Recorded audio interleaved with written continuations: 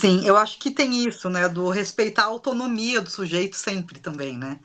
Que tem, a gente pode pegar exemplos mais específicos desse caso de cuidado, que são pessoas idosas que têm alguma questão já por conta do envelhecimento, uma questão ou tratar cuidados com demência e tudo mais. É muito cansativo, mas também é muito importante respeitar a autonomia da pessoa, né? Isso que você trouxe também da gente desistindo e da gente, às vezes, tendo sintomas que a gente não sabe nem o que é, vai muito para aquilo que a gente vai falar também para carga mental invisível. Eu vou dar um exemplo muito geral aqui. Não é necessariamente um lugar de cuidado que a gente está falando específico, seja com idosos, com adoentados ou com filhos, mas que eu acabo ouvindo bastante. Às vezes um casal vai viajar, vai fazer a viagem de férias, super legal, mas fica a cargo da mulher reservar os lugares, reservar as passagens, fazer a mala, pensar em como vai cuidar dos bichos de estimação, pensar em toda essa carga, né? O cara, às vezes, só vai escolher, vamos viajar? Nossa, que legal. Então, para ele já vai ser prazeroso desde o início. A carga mental do planejamento de toda essa viagem vai ficar com um lado só. Quando a gente fala também da exaustão do cuidado e também do cuidado com a casa e cuidado, sei lá, com a relação. Quando a gente está falando de viagem, de férias, a gente também está falando de cuidado, né? O quanto esses cuidados e essas responsabilidades, elas precisam ser divididas entre os sujeitos, né? Para um não ficar sobrecarregado e o outro nem se dá conta, às vezes, que tem essa função, esse trabalho ou esse cansaço. Então, eu acho legal também conversar sobre isso, né? Já entrando um pouquinho aí na casa da maternidade, né, que você falou, tem esse livro aqui, ó, da Tati Bernardi, Você Nunca Mais Vai Ficar Sozinha. Ela fala bastante sobre isso, né? O não ficar sozinha não é que a mãe vai estar eternamente com o filho, mas é que vem essa carga, né? A criança vai para a escola e aí quem está pensando no material, né? Tem que arrumar mochila, tem que arrumar lancheira, tá tudo certo, tem algum trabalho para fazer. E até é interessante porque você nunca vê grupo de pais da escola. Você só vê grupos de mães da escola, né? Então, sempre as mães que estão respondendo por essas demandas dos filhos. É, e aí, se a gente for pensar um pouco nessa exaustão, né, Nath, não vem só com essa questão do cuidado, mas vem também, a gente tem, né, a nossa sociedade acaba fazendo com que seja algumas coisas muito automáticas e a pessoa às vezes vai vivendo sem pensar no próprio desejo, naquilo que a pessoa realmente quer e acaba caindo ali na maternidade, né? Porque ela veio vendo, olhando para essa maternidade de forma muito bonita, olhando só para as coisas boas, para a parte feliz dessa maternidade. E aí, de repente, ela chegou na maternidade. E a maternidade é algo que eu não tenho como voltar, né? Uma vez mãe, eu vou ser sempre mãe. E aí é lógico, vão ter as mães que cuidam um pouco mais, outras, né, que não consegue tanto cuidar. Mas uma vez mãe, eu nunca consigo voltar atrás disso. Uhum. Mas é preciso falar desse desconforto, às vezes, que eu me deparo de ser mãe só depois que eu sou mãe. Tem um livro que é muito interessante, que ele fala sobre mães arrependidas, uma nova visão da maternidade. Porque o que que é isso?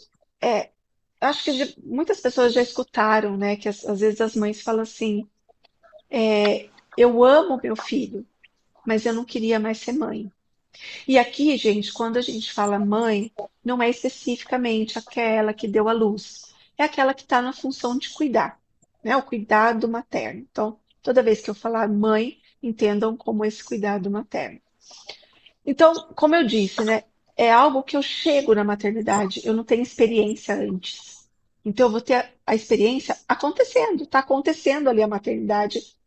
E algumas mães, elas se arrependem nem sempre desse filho, do amor que despende para esse filho, mas sim desse cuidado que tem que ter, né? Dessa coisa de Uhum. que no começo é até aquela coisa fusionada, assim, né? A criança tá ali grudado com a mãe sempre no seio, ou então na mamadeira, enfim, né? A criança chora, acaba que o colinho da mãe acalenta um pouco mais. E, infelizmente, mesmo quando o homem está presente, ele vem sempre com o título de que o pai que ajuda, né? Uhum. Quando na verdade não é. É uma, é uma criança onde 50% do cuidado é da mãe e 50% do cuidado é do pai. Então não deveria ser visto como essa ajuda. E como as mães às vezes, né, caem nesse arrependimento mesmo, né? O que que eu fui fazer? Por que que eu arrumei filho? É necessário que essa pessoa que cuida, né, a mãe que está cuidando, ela tenha um espaço para falar disso, que ela possa ir para um lugar e falar sem julgamento, sem que alguém diga, mas você escolheu ser mãe, né? E às vezes, assim, algumas frases até muito horríveis que a gente escuta, quando às vezes a pessoa fala, mas na hora de fazer você quis. Então, são coisas Uhum. horríveis que não é uma questão de estar com outra pessoa, mas é a questão de que eu me deparo com esse novo ser, que ele é dependente de mim 100%, né? Eu não posso dizer que ele não é dependente, porque se eu não cuidar, se eu não der comida, se eu não der água, se eu não der carinho, se eu não der banho, ele está, né? Possivelmente morre até. Então é essa Uhum. coisa muito forte que a mulher tem que despender, né? E aí, bom, vem algumas vezes a mãe fala, eu amo a maternidade, eu amo meu filho, mas eu não amo a maternidade. Porque a gente já escutou muito, às vezes, as mães falando assim, eu adoro ser mãe do meu filho, mas eu queria ser pai. Por quê? Porque o pai não tem tudo isso que a mãe tem, né? Não Uhum. tem todo esse pensamento que a mãe tem.